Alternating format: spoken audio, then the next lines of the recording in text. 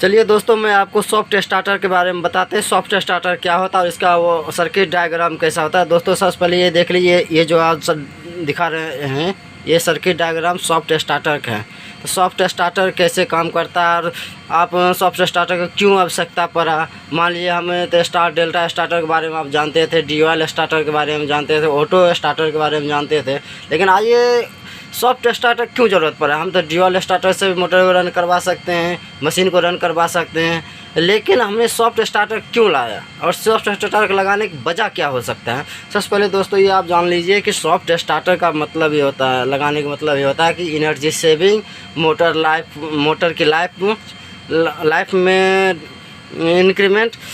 दोस्तों सबसे पहले ये होता है कि जैसे हम स्टार डेल्टा स्टार्टर पे चलाते हैं मोटर को या मशीन को रन करवाते हैं, तो उसमें क्या होता है कि जिस शुरुआती टाइम पे हमारा जो मोटर है ना, वो स्टार्टिंग टाइम पे वो 3 से 4 5 6 7 गुने 10 गुने भी करंट ले लेता है, जिसके टॉर्क ज़्यादा, स्टार्टिंग में टॉर्क ज़्यादा उत्पन्न होगा तो उसमें हमारा एनर्जी भी ज़्यादा कंजप्शन करेगा। मान लीजिए जो 3 या 4 एम्पियर करंट लेना चाहिए वो 10 से 15 एम्पियर करंट ले रहा है। इसको रोकने के लिए इस पे विचार करते हुए इसमें सॉफ्ट स्टार्टर का लेकर आए इंडस्ट्री में, ताकि सॉफ्ट स्टार्टर से ये होता है कि आपका जो मोटर है उसको रन करवा रहे हैं तो सॉफ्ट स्टार्टर रन करवाने से आपका मोटर जो है पहले टॉर्क ज़्यादा उत्पन्न करता था ना, वो कम नहीं कर, वो 0 से लेकर 100 तक जाएगा। स्लो चालू होगा और स्लो वो बंद होगा। इसमें ये होता है कि आपका टॉर्क कम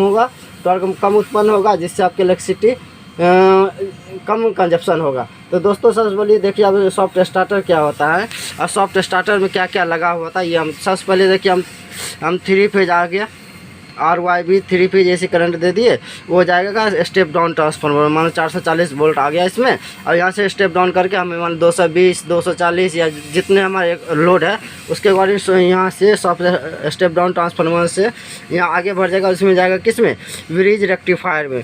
ब्रिज रेक्टिफायर का काम दोस्तों ये होता है कि AC करंट को DC में कन्वर्ट कर देगा। मतलब हम यहाँ AC करंट दिए, ST करंट आया यहाँ से और उसका स्टेप डाउन हुआ, स्टेप डाउन होने के बाद रेक्टिफायर में गया, जो रेक्टिफायर AC करंट को DC में कन्वर्ट करके वो फिल्टर रेगुलेटर में इनलेट में दे देगा, जो फिल्टर रेगुलेशन में देगा, ताकि उसमें जो भी हमारा लॉस होगा DC में, तो उसको ये रेगुलेशन उसको वहाँ पे वो उसका प्योर DC बना देगा। और प्योर DC बनाने के बाद सॉफ्ट स्टार्टर जाएगा। सॉफ्ट स्टार्टर से भी IGBT का मतलब क्या होता है दोस्तों, ये देखो IGBT का फुल फॉर्म क्या होता है। IGBT का full form insulated gate bipolar thyristor बोलते हैं। मतलब इसका इसमें आ जाएगा, उसके बाद फिर आएगा बैक टू SCR। मतलब कहने मतलब यहाँ से इन किया सप्लाई, यहाँ से AC को DC में गया, DC को फिर DC AC में आया, फिर वो सॉफ्ट स्टार्टर में आया, IGBT से होते हुए बैक टू SCR। मतलब कहने का मतलब ये हुआ, SCR का मतलब क्या होता है तो सिलिकॉन कंट्रोल रेक्टिफायर।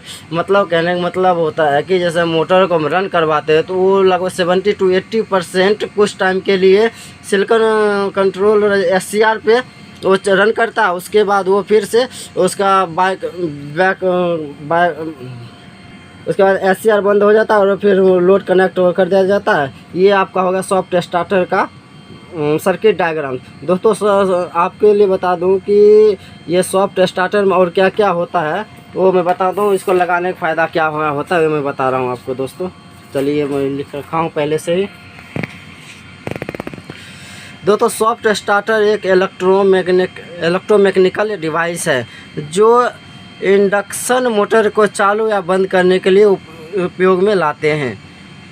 दूसरा क्या कह रहा है, soft starter SCR control IGBT thyristor या ट्रांजिस्टर होता है। इंसुलेटेड गेट बाइपोलर ट्रांजिस्टर होता है। तीसरा स्टेप क्या कहता है, सॉफ्ट स्टार्टर से मोटर को स्पीड को कंट्रोल नहीं किया जा सकता, लेकिन VFD में मोटर को कंट्रोल किया जा सकता है।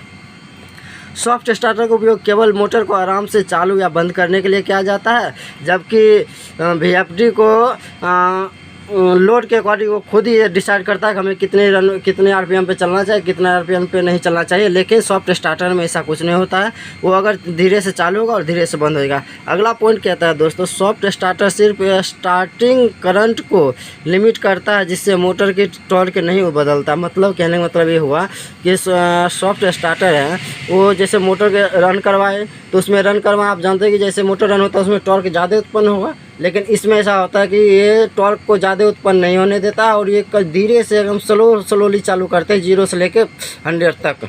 अगला दोस्तों स्टेप क्या कह रहा है, सॉफ्ट स्टार्टर एनर्जी इफिशिएंट को डायरेक्टली इम्प्रूव नहीं करता क्योंकि मोटर की स्पीड कांस्टेंट रहता है। मतलब कहने का मतलब ये हुआ कि सॉफ्ट स्टार्टर एक बार चालू हो गया ना तो फिर वो आपको अपने जितने उसका आरपीएम है 2300 हो, 2400 हो या 1000 हो, जितनी मोटर की आरपीएम होगी, क्षमता होगी, जितनी एचपी का मोटर होगी, वो अपने फुल स्पीड पे चलेगा। उसमें आपको एनर्जी को डायरेक्टली इम्प्रूव नहीं करेगा क्योंकि उसमें तो कांस्टेंट मतलब 100 आरपीएम पे है तो कंटिन्यू 100 पे ही चलता रहेगा, चाहे जितने देर आप चलाओ।